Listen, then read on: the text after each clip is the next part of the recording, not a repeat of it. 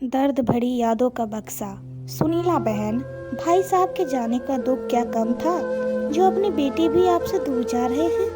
अरे पति के बाद बच्चों का ही तो सहारा रहता है।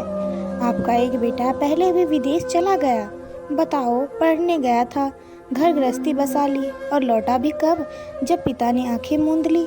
मैंने सुना है कि आपका छोटा बेटा मिथिलेश, वह भी शहर जा रहा है।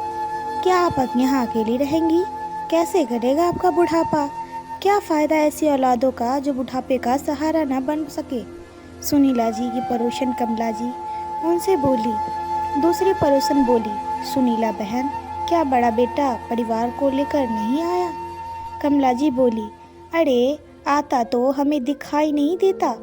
सुनीला बहन, मैं तो कहती हूँ मिथिलेश के जाने से पहले उसकी शादी करवा दो, वरना वो भी शहर का ना होकर रह जाए। दूसरी पड़ोसन बोली, हाँ हाँ सुनीला बहन, फिर बेटा शहर चला भी जाएगा तो बहू को अपने पास रख लेना।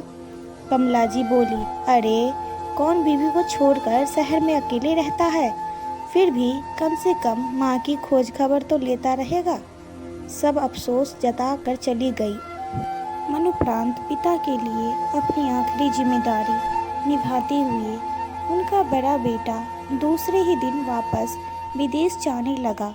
माँ ने कितनी मिन्नतों की, बेटा पहले तुम्हारा बाबा थे और अब मैं यहाँ अकेली कैसे रहूँगी, मुझे अकेला छोड़कर मत जाओ।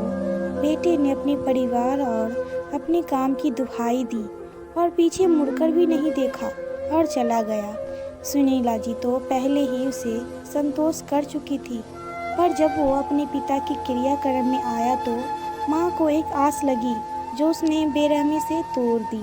2 महीने बाद सुनीला जी मिथिलेश से बोली, बेटा मिथिलेश, मैंने कलेजी पर पत्थर रखकर तुम्हें पढ़ने के लिए शहर भेजा था, पर अब तुम शहर जाने से पहले मेरी एक ख्वाहिश पूरी कर दो। मिथिलेश बोला, हाँ माँ बताइए, क्या करना है?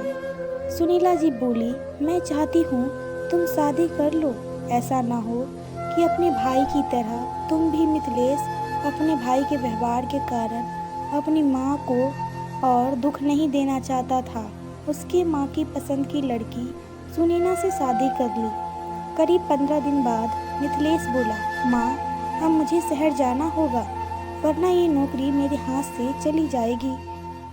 आप चिंता मत कीजिए, मैं आपके खर्चे के लिए वहाँ से मनी ऑर्डर भेजता रहूँगा।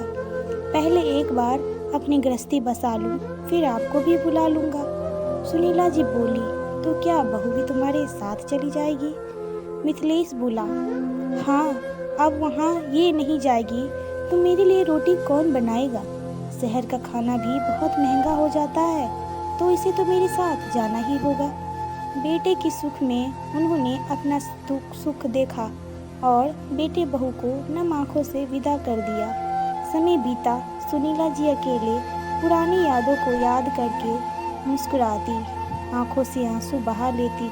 मिथिलेश बीच बीच में चिट्ठियाँ भेजता रहता और कुछ पैसे मनी ऑर्डर कर देता था, पर बड़ा बेटा तो जो गया तो कभी खोज खबर भी ना ली। सुनीला जी के 2 बेटे, एक महेश दूजा मिथिलेश। रमेश तो पिता से लड़ के झगड़ कर खूब मोटी रकम लेकर पढ़ने के लिए शहर गया और फिर शहर से ही विदेश चला गया, जिसके गम में उसके पिता भोला बाबू ने बिस्तर पकड़ लिया। दूसरे बेटे मिथिलेश को सुनीला जी ने शहर पढ़ने के लिए भेजा दिया। अब तो बस मिथिलेश का ही सहारा था, वह भी अब शहर चला गया। समय बीता, सुनीला जी अपने घर गृहस्थी को संभालने लगी। बीच बीच में वो सास से मिलने आती रहती। 2 साल बाद सुनीला ने खुशखबरी दी, किसी के ना रहने से ज़िंदगी रुकती नहीं है, तो सुनीला जी की ज़िंदगी भी चलती गई। एक वक्त था जब भरा पूरा परिवार था। आज सुनीला जी उस घर में अकेले रहती थी। समय बीता, महेश जिस देश में रहता था वहाँ मंदी का दौर छाया। तब महेश को अपने देश की याद आई। माँ से अपने अधिकार और बंटवारे की मांग करने लगा। इस बात पर मिथिलेश को लगा। वो आया और बोला, आप ऐसा कैसे कर सकते हैं? हाँ, आज तक आपने कोई फर्ज नहीं निभाया और अधिकार लेने चले आए। महेश बोला, तुम छोटे हो, तुम्हें इन सब बातों से क्या मतलब है? विघ्नेश बोला, याद है मुझे जब माँ ने मुझे पढ़ने के लिए बाहर भेजा था, आपने तो एक बार मुझसे नहीं पूछा कि तुम कैसे पढ़ रहे हो या कोई दिक्कत तो नहीं।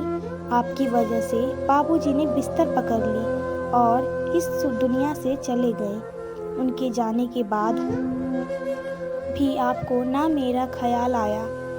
फिर आज आप यहाँ क्यों आए हैं? यहाँ है दोनों भाइयों में बहुत बहस हुई।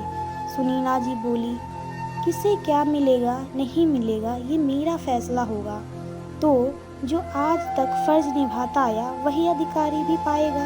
महेश बोला, माँ मैं भी आपका बेटा हूँ, इस संपत्ति में मेरा भी अधिकार है।